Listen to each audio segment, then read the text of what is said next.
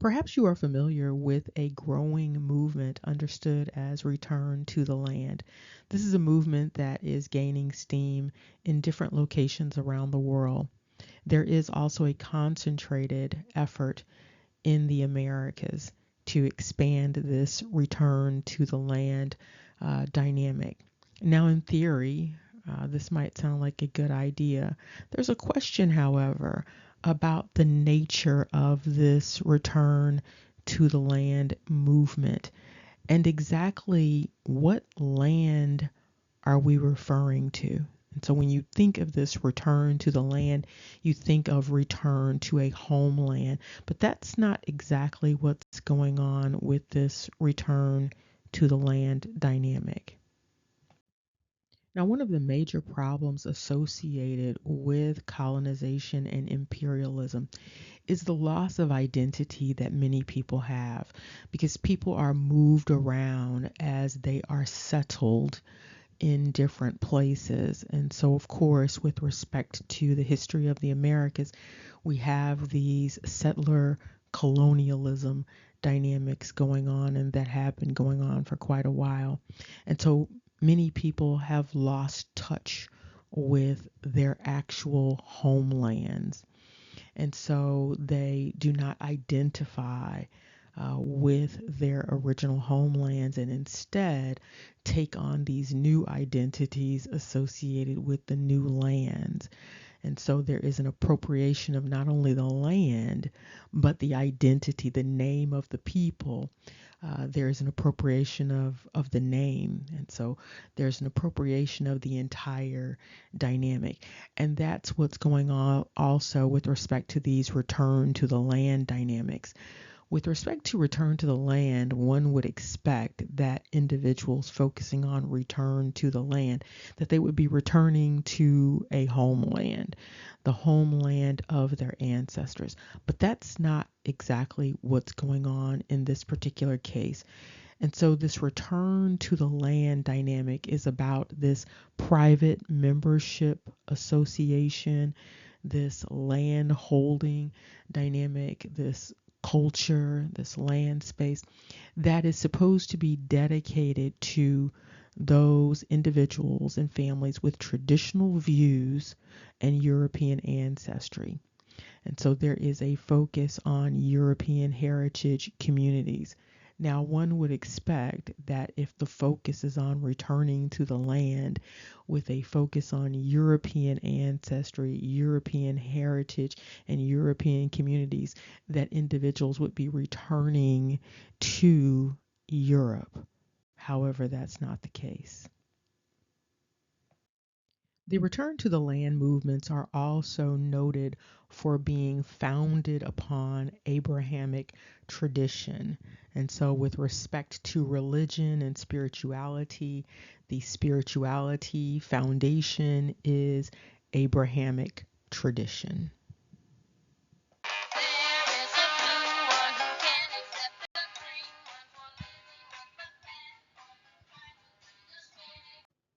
It is really interesting to note the state of the indigenous people in the Americas in relation to the non-indigenous people that are in the Americas.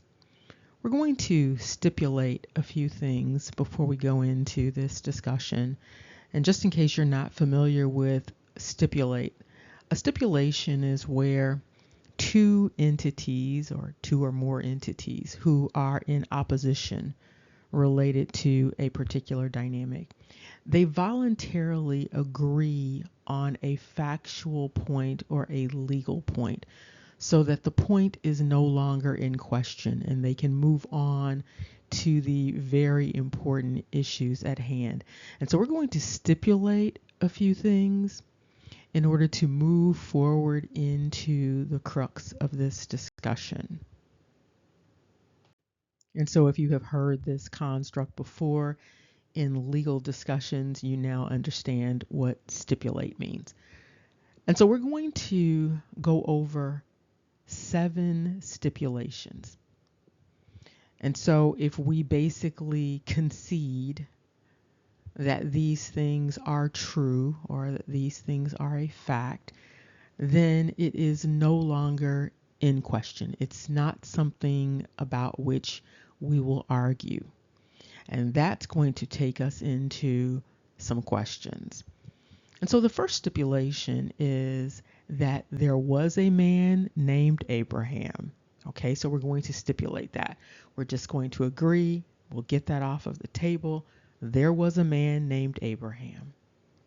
Number 2, Abraham was a patriarch / priest of several children. Okay, so we're going to stipulate that. Number 3, Abraham was the father of an entity known as Ishmael and an entity known as Isaac. We're going to stipulate that. We are also going to stipulate that Abraham, according to scripture narrative, was indigenous to a land space that would be considered east in relation to the Americas. Okay, so Abraham was indigenous to the east. That's our 4th stipulation. Number 5, Abraham was indigenous specifically to Asia, Afrasia, Eurasia. Okay, so we're going to agree that that narrative is a fact. Number 6, we're going to stipulate that Abraham was promised land in the east. So we're going to agree to that. We're not going to argue about it. We're just going to state it and accept it. Abraham was promised land in the east. And some people know this as promised land. Important here, in the east, okay, for this stipulation. For number 7, we have Abraham conquered and occupied land in the east. And when we say Abraham, we are including Abraham and all of Abraham's descendants. And so with respect to number 7, Abraham and Abraham's descendants conquered and occupied land in the east. And so you see this construct of east that goes along with Abraham.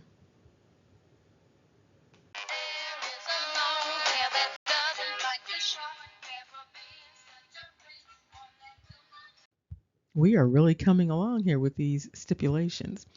Okay, so we have a few more stipulations, and these relate to Shem or Sem. Remember, there are supposed to be 3 brothers in the narrative, these 3 sons of Noah, and their names are Ham, Shem, and Japheth. Of course, they are actually pronounced in a different way, but we're going to go along with the standard pronunciation that we've been dealing with. Now, of course, the scripture narratives are very patra focused. And so they are very father, male focused, centered in terms of control and rulership, also patriarchal.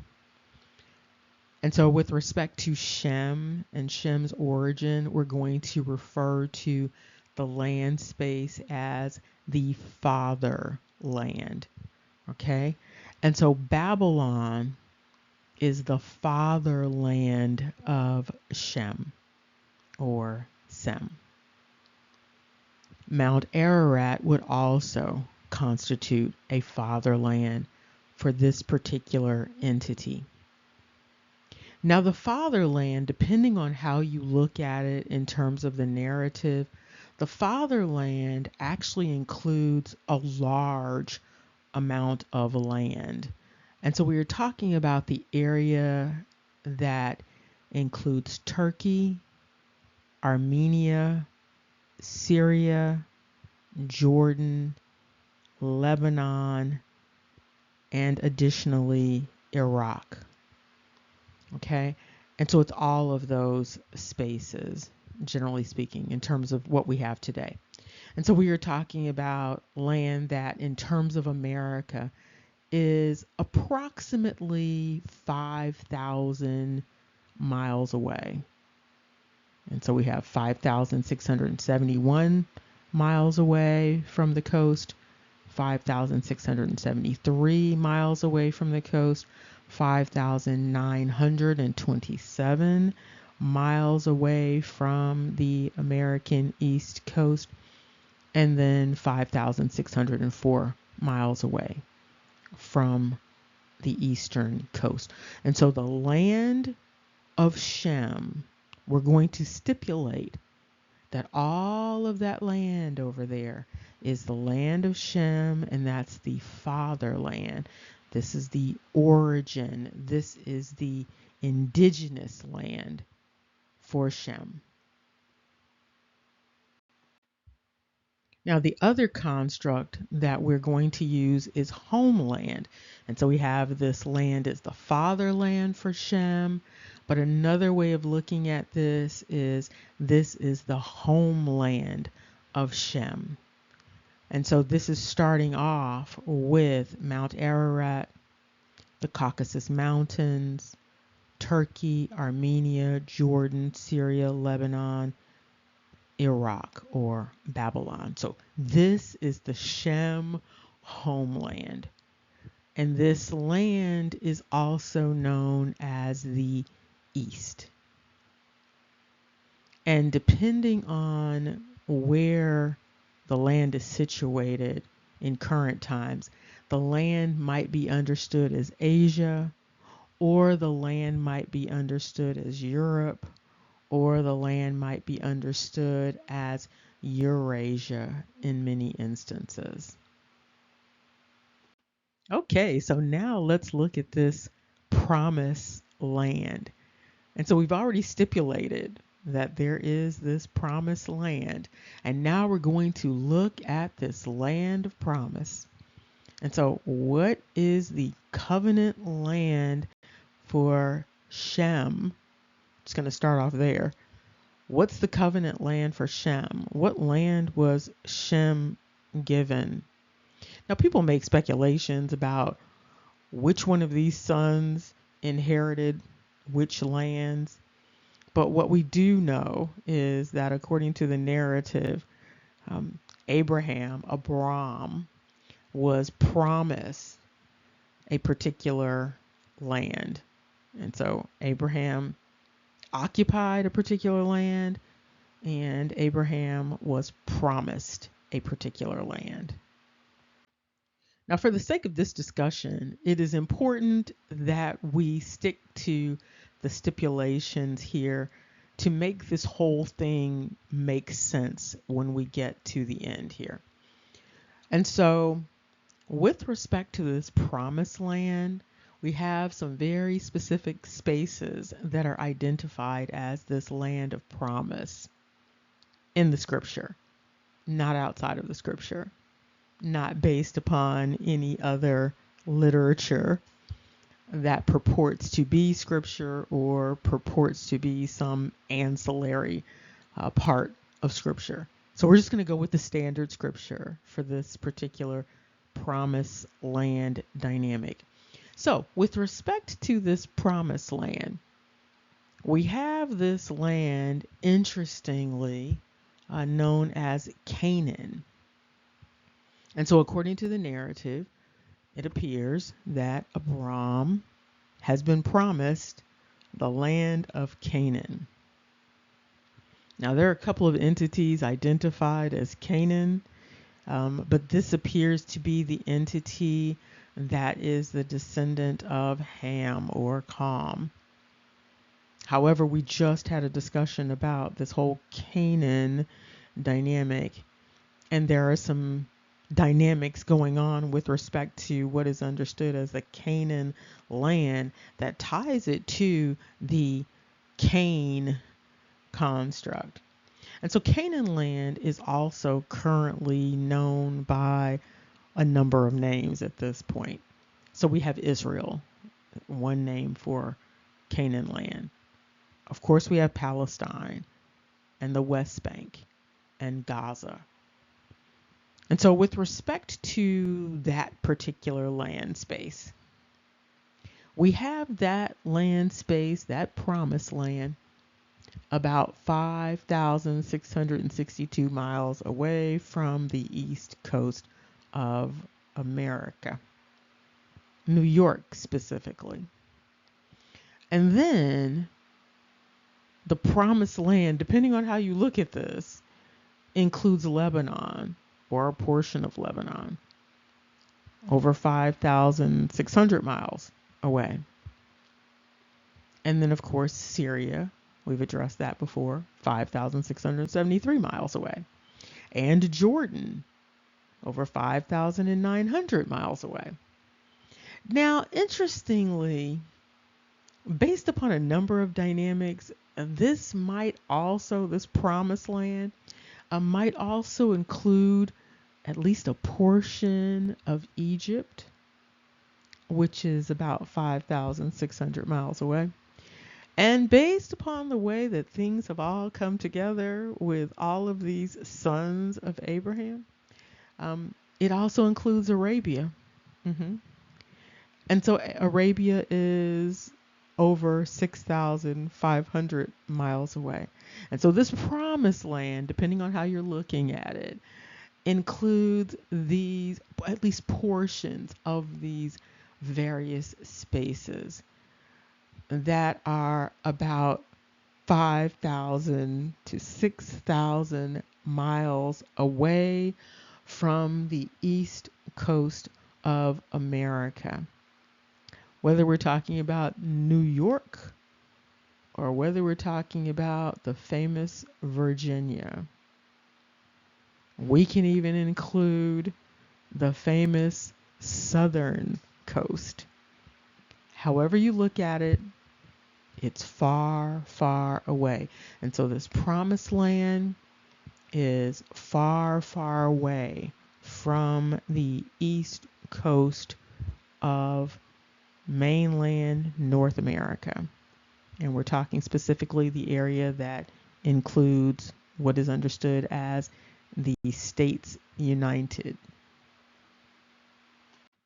Continuing on with our little stipulations here. So with respect to Abraham, we have what would be known as Abraham's square, being Asia, Afrasia, Eurasia.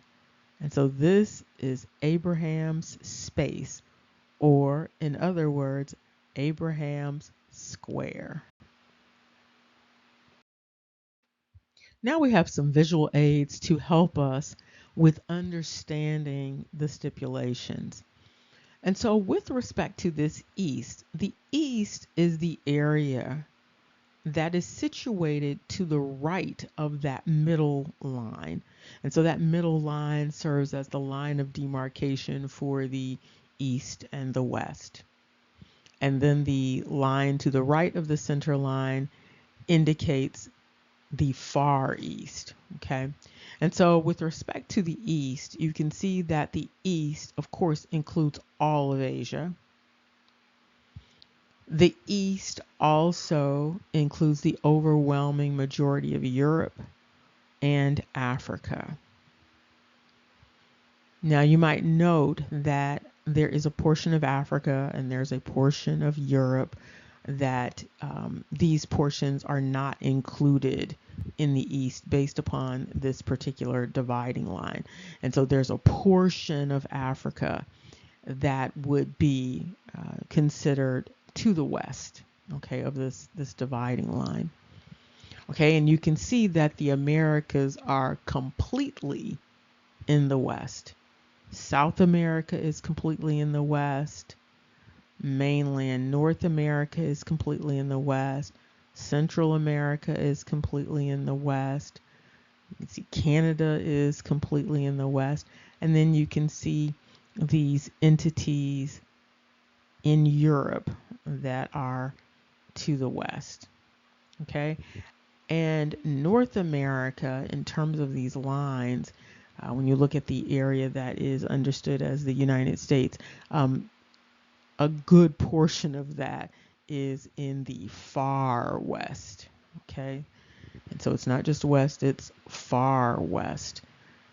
And so when you look at this, you can see, just how far away that coast of North America happens to be from that eastern area that is considered the homeland of Abraham, the fatherland of Abraham, the indigenous land of Abraham, and the promised land of Abraham. And again, remember, when we say Abraham or we mean Shem, we mean all of those descendants that are a part of the narrative, okay?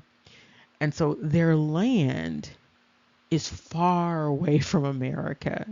You can look at it and see just how far away it is. It takes quite a bit to get from that land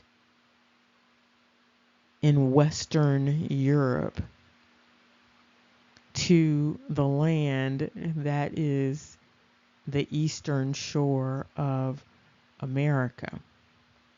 It takes a lot to cross over in terms of land.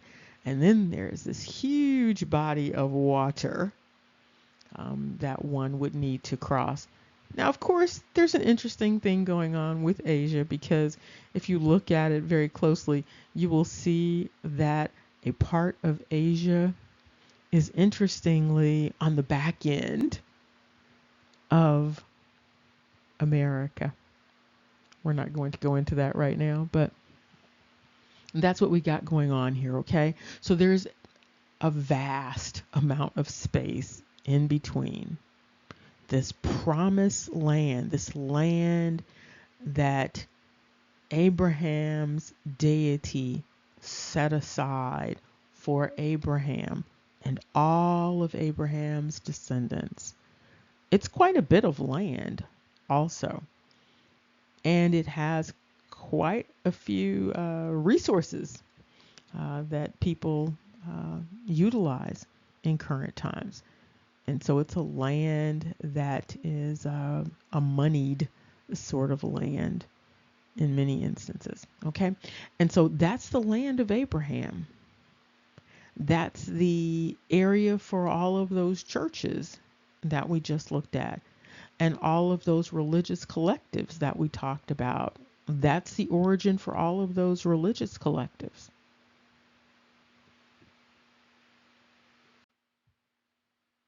Okay, so we move in another direction with these stipulations, okay? So we've already identified and stipulated Abraham's land. Whether we're talking about the fatherland or the homeland or the promised land, we've identified that Abraham's land is in the east. And it is a large space in terms of land. What goes along with that stipulation is the stipulation that all other land belongs to another entity. And so land that is not the homeland, land that is not the promised land, that land belongs to some other entity. Now, based upon standard narratives, these entities, these lands would be considered pagan lands. Another word that you might hear would be heathen lands, Whatever the lands happen to be, they are not the homeland for Abraham, and they are not the promised land for Abraham. They are lands that belong to other people. Okay? So we all agree that according to the narrative, Abraham has a land that has been set aside for Abraham. And that's where Abraham is supposed to be. That's the land that Abraham is supposed to occupy. Now, with respect to these other lands, lands that are not the Abraham lands, we have East Asia and South Asia. And so, according to the stipulation, East Asia does not belong to Abraham, was not promised to Abraham. And South Asia is not Abraham's land. Furthermore, Central Europe does not belong to Abraham. Western Europe does not belong to Abraham. And the overwhelming majority of Northern Europe does not belong to Abraham. You know what else does not belong to Abraham? All of that land in the West. And so that means that all of the Americas, all of it, it does not belong to Abraham. It's not Abraham's homeland. It's not Abraham's fatherland. It doesn't belong to Shem. It's not Shem's fatherland.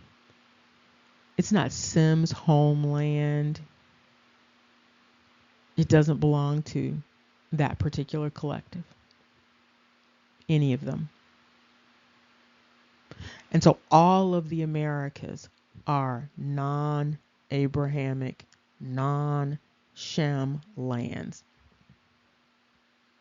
Guess what else does not belong to Abraham?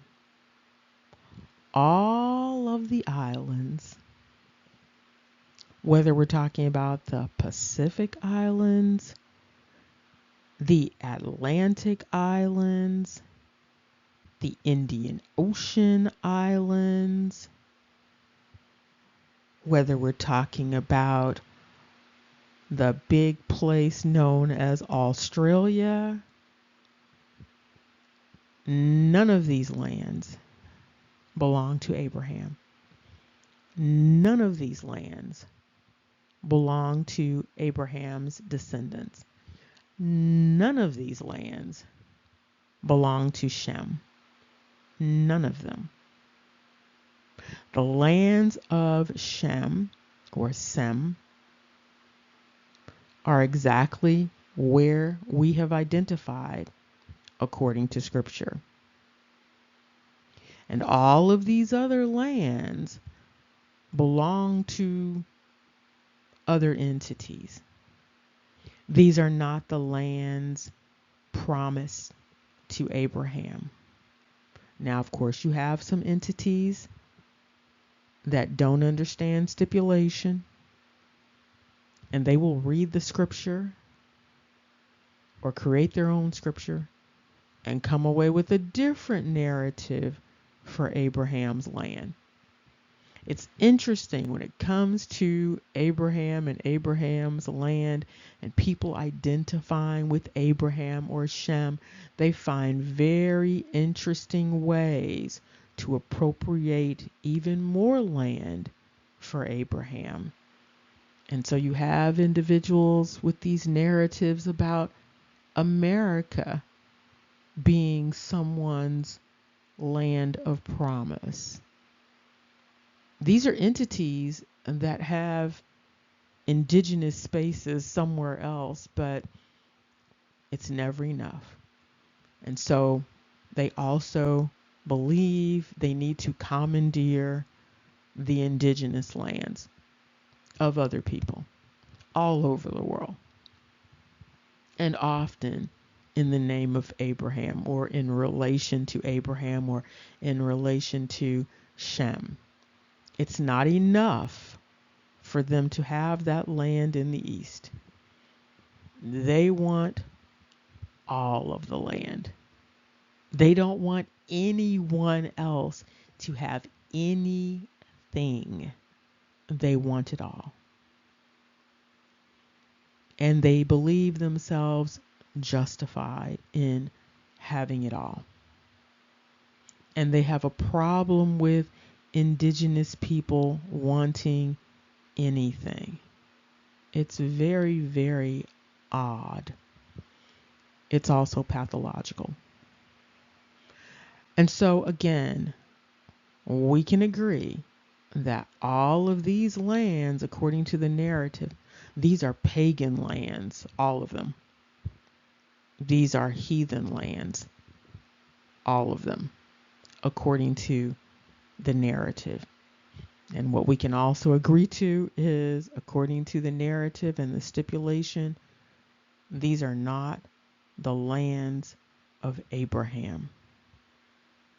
And it's unclear why all of these entities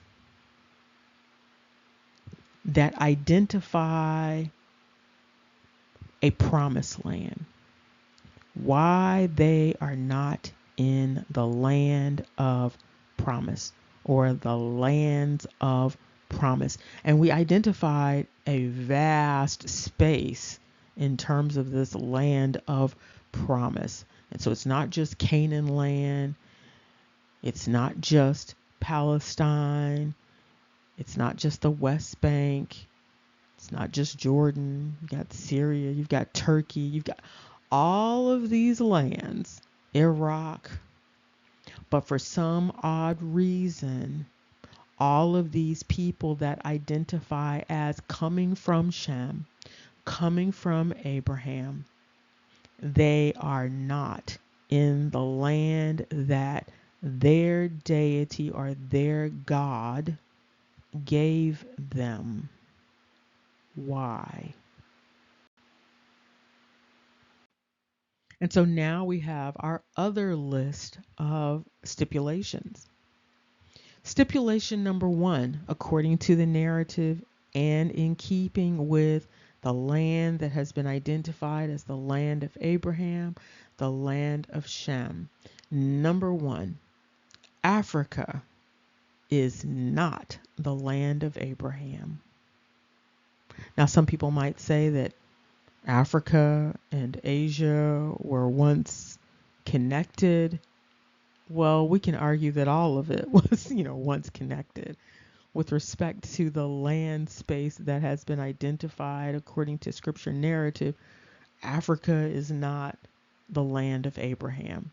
It's right next to the land of Abraham, but it is not the land of Abraham. Number 2, the Americas are not the land of Abraham. That's a stipulation based upon the other stipulation. Australia is not the land of Abraham. East and South Asia, we're at number 4 now. East and South Asia are not the land of Abraham. Number 5, the Isles are not the land of Abraham. Number 6, West Europe is not the land of Abraham. Now, this part is very interesting because you have entities that identify as Abraham or identify as Shem, and then they brag about being descended from the people who were sitting on the thrones all over Europe, and indicating that Abraham essentially was on all of these thrones all over Europe, Scotland, France, Ireland, Germany, England, Spain, Portugal, you name it. Abraham was on the throne, and they don't think this is odd. The question is, how did they get out of that fatherland, homeland, promised land into Western Europe and then believe that they were supposed to be sitting on some thrones all over Europe? How did they make it outside of that fatherland, homeland into Africa and believe that that also belonged to them? How did they get into all of these isles and believe that that also belongs to them? So we know that Western Europe is also not the land of Abraham. And finally, the Arctics are not the land of Abraham, unless, of course, we are missing something in that narrative. But essentially, we have all of these places that are not the land of Abraham. However, we have all of these entities that identify as Abraham, that identify as Shem, that identify as descendants, not only traveling to all of these other lands, but commandeering these other lands from other people. Not only having their land, the Abrahamic land, but insisting on a right to the lands of other people. In other words, this pattern and practice related to the Abrahamic tradition, it involves usurping all of the people around the world. It involves taking everything from everyone and appropriating it for self. Without shame, by the way, and often with many excuses and justifications, rationalizing why this is okay. And not only that, demonizing the indigenous people in these various places that their ancestors didn't manage to completely destroy. Not only is there demonizing, there is objectifying. And so you will often hear references to the indigenous people being savages, the indigenous people not being worthy of the land of their ancestors. Nothing is ever enough for this collective known as Shem, Sem, Abraham, all of these descendants of Abraham. Nothing is ever enough. We could even expand that to include Noah. Because the indigenous people around the world, they don't necessarily have a Noah narrative. And so with respect to the Abrahamic tradition narrative, that includes Noah. There is another dynamic of usurpation going on. The question is, why? Why is nothing ever enough? It has gotten so bad that the earth is no longer enough. Now there is the quest to conquer space. Okay? It's never enough. Nothing is ever enough. There is an insatiable appetite for everything. It is reminiscent of the void that is described in the beginning of the book of Genesis. This emptiness that can't be filled. There is not enough land to satisfy. There's not enough food to satisfy. There is plenty of food. There is plenty of land, but it is never enough. There's never enough water. There's never enough resources, minerals. There's just never enough for those who identify as this Abrahamic Shem Noah collective. The narrative indicates boundaries. However, identifying with these entities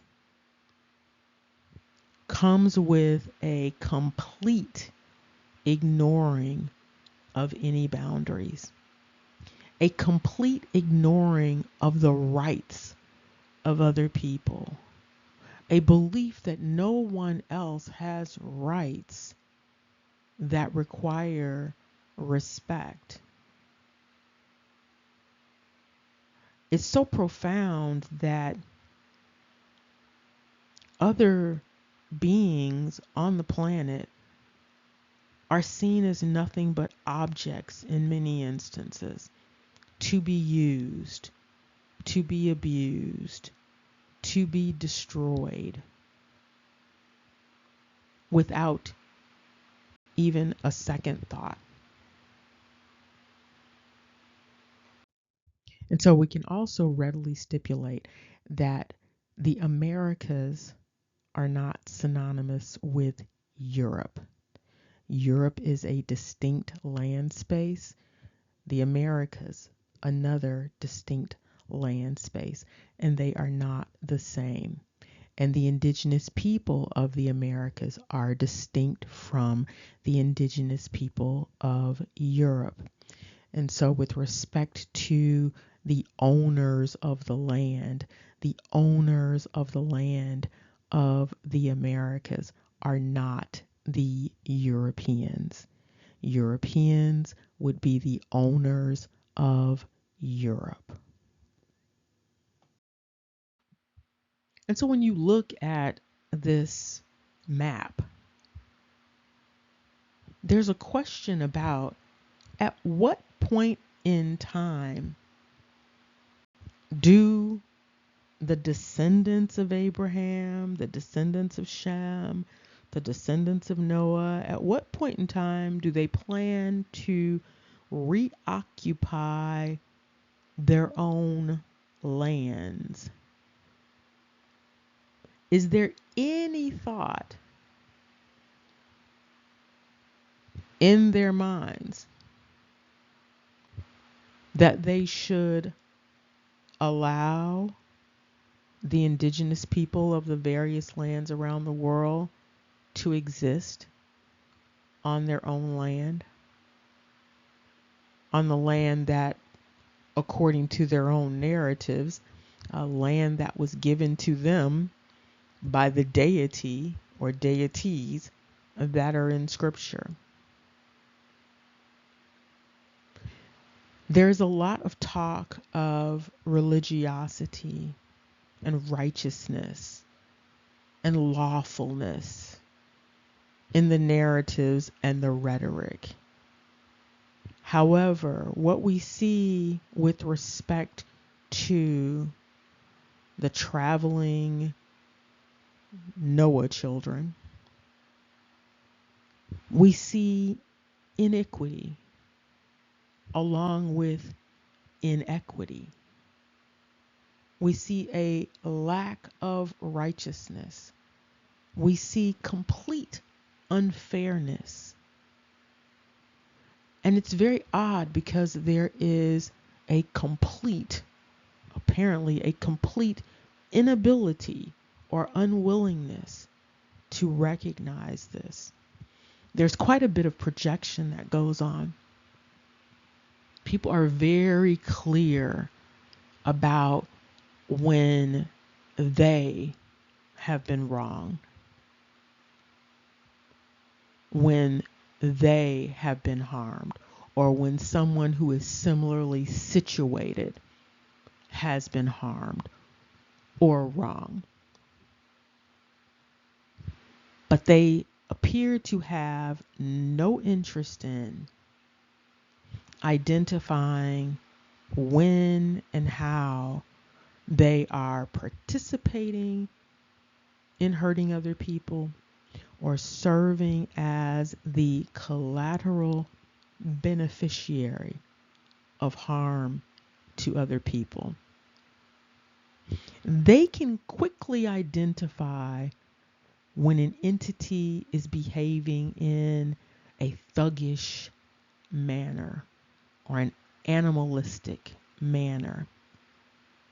But they don't see the colonial enterprises and everything that has gone along with the colonial enterprises as heinous, barbaric.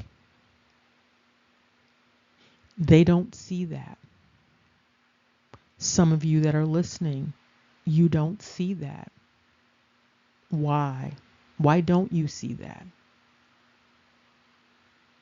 What is going on that there is such a monumental amount of narcissism, pathological narcissism, pathological ethnocentrism?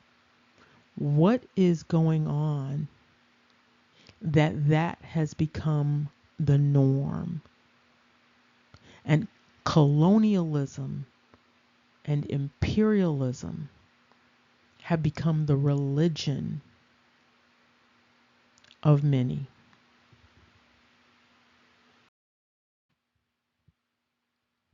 What's also fascinating is that entities that identify as belonging to these various tribes that are supposed to be the descendants of Jacob, these entities have identified lands that are not in those lands that we just discussed.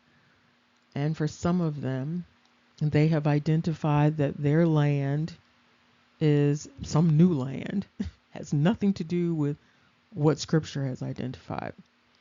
And so some of these entities identify Britain as their land. Britain is not near the eastern lands that we just discussed.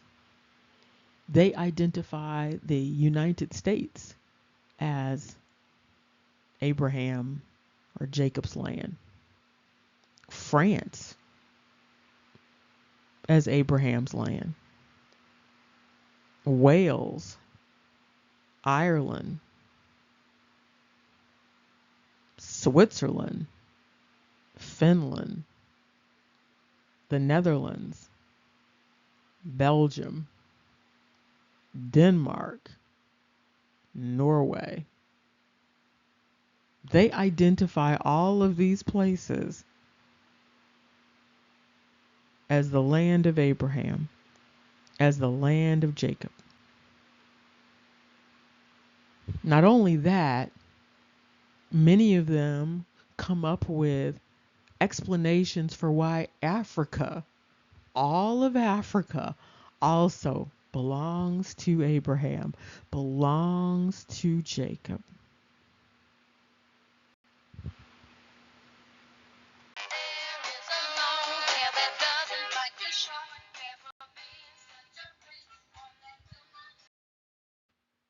And then their cousins have another narrative.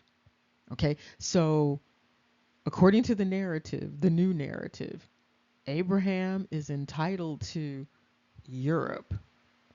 Abraham is entitled to Africa. Abraham, according to this collective, these cousins, Abraham is entitled to all of the Americas.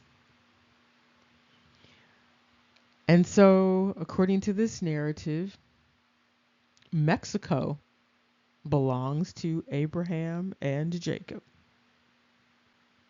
Colombia belongs to Jacob.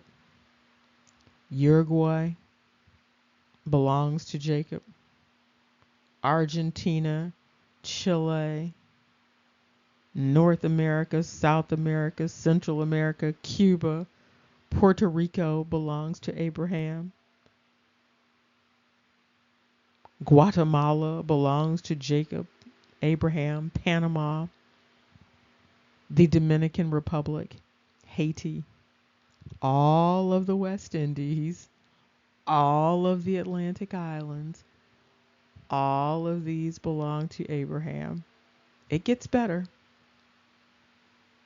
Because according to this particular narrative, Australia also belongs to Abraham. And all of those Pacific Islands, Indian Ocean Islands, all of that, all of those people, they also represent Abraham and Jacob.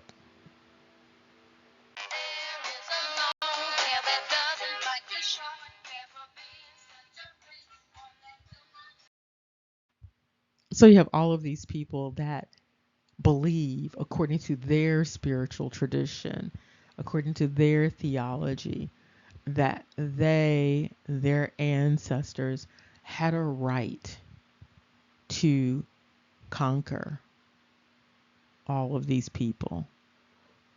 They had a right to enslave all of these people. They had a right to treat the people as objects, as commercial transactions. That's the religion that we are talking about here. They believed that they had a right to take all of the women and dispose of the children in any way they desired. That their ancestors had this right, and that by providence, they deserve all of the spoils. They deserve all of the resources currently in existence. They claim it and they name it.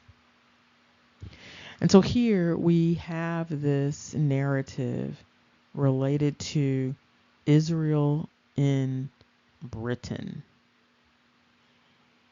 And this narrative is very interesting because it actually ties together those collectives that are identifying all of Europe and the thrones of Europe, and then all of the people who are identifying all of the Americas. It ties all of them together, quite frankly. And the only thing that is dividing them, generally speaking, is their perceptions of phenotype. So they have a very phenotype-based religion dynamic going on here. It's very interesting. And so this particular narrative looks at this idea of proof of the Israelitish origin of the British race. Now remember, we started off talking about Barith, okay, Barit, that idea of the firstborn. And according to this narrative, this British term is sometimes understood as Brit, referring to covenant, and then that ish, if you recall, we've talked about this before, this ish referring to human or man, or in some instances woman.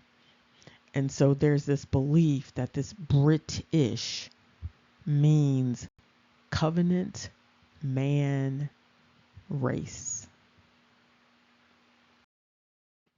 And if you want to check this text out, here's additional information. And here are some contents for this particular text. And you will see a number of interesting dynamics going on in terms of this reading. And so in chapter 1, it covers the prophecies of the future of Israel. Then it goes on to discuss Israel and Judah. And remember, Israel and Judah are two distinct kingdoms. It goes on to talk about the Scythians or the Scythians. Okay, there is some indication that the Scythians, the Scythians, that these entities are tied to the Scots in particular. And so the words are basically the same. And we've looked at that before.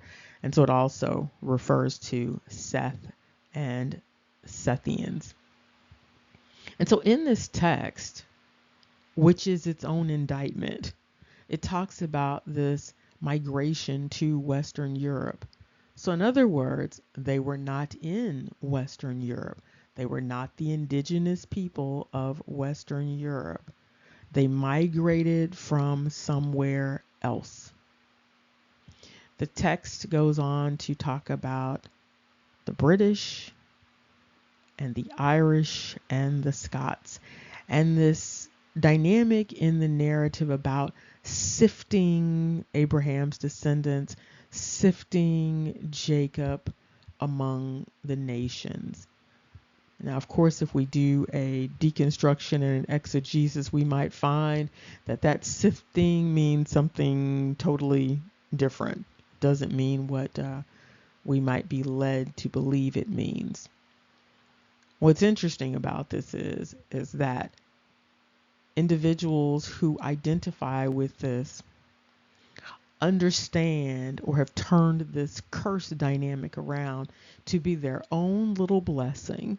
Okay, so they were supposed to be dispersed as a punishment, but somehow or another, this punishment resulted in them taking over thrones all over Europe, all over Africa, all over the Americas. It's the most unusual curse probably known to humanity. A curse wherein someone reaps all of these rewards.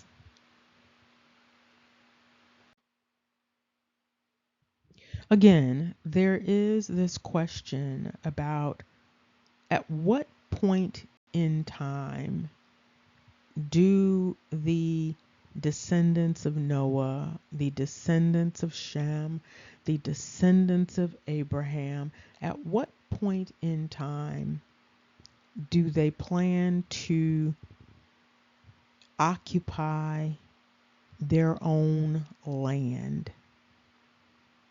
At what point in time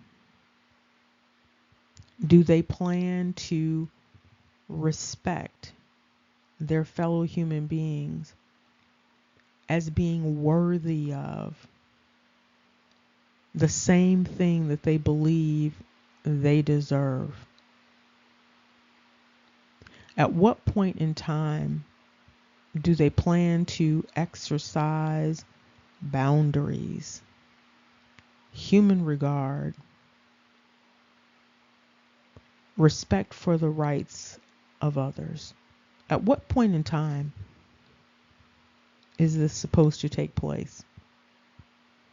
Or is there a belief that this injustice, this global injustice, this American injustice, is there a belief that this is supposed to go on for forever?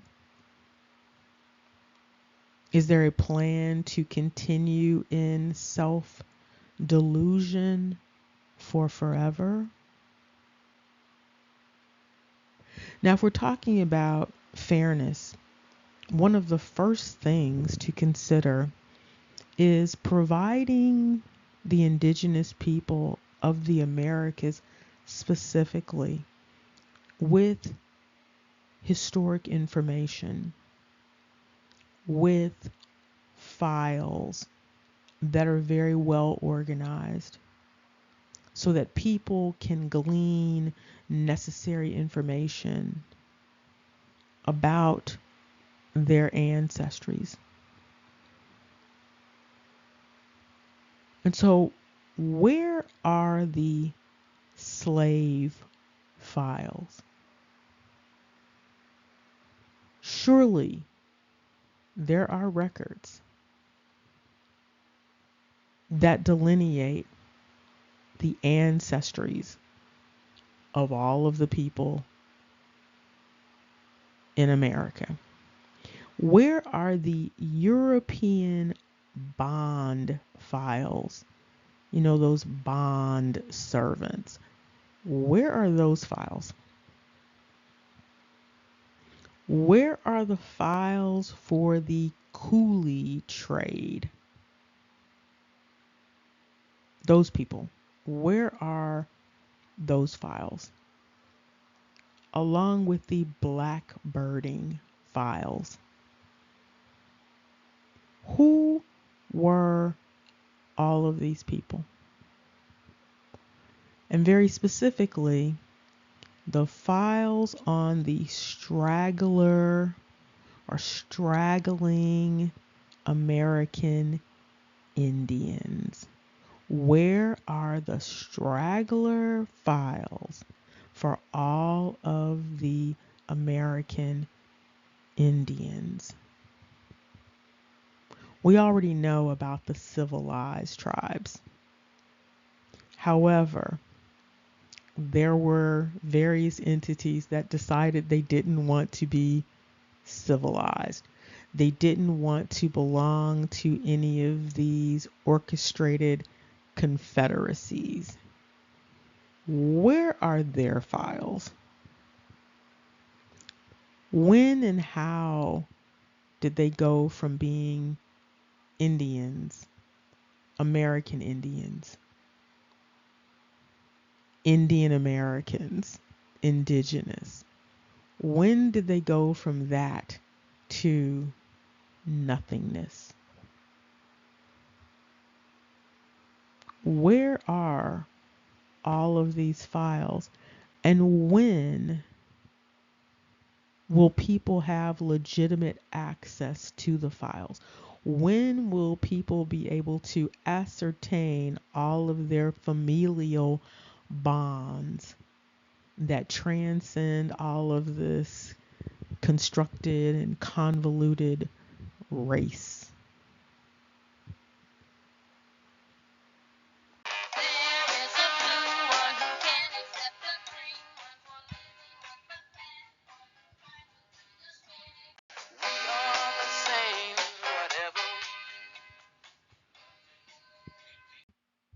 And finally, there is a very interesting and troubling dynamic that goes along with all of this. You hear all of this rhetoric about the need to get rid of diversity, equity, and inclusion. What's interesting about this is that if entities did not want to have diversity, equity, and inclusion, individuals could have stayed in their homeland, their fatherland, their promised land. Because as soon as they stepped into these other spaces, there was inherent diversity. And it is extremely problematic to determine that one should have homogeneity and exclusion in somebody else's land, on someone else's property, in someone else's space. If people don't want to play well with others, if Abraham doesn't want to play well with others, if Shem doesn't want to play well with others, if Noah doesn't want to play well with others, then Shem, Noah, Abraham, Jacob, and the rest of the crew, Ishmael, all of Abraham's descendants, then those entities should stay with those entities. But to come out of that promised land and insist that other people do not have a right to exist or to be included in their own land is a travesty, is an injustice. It is an unrighteousness that is shrouded in something else.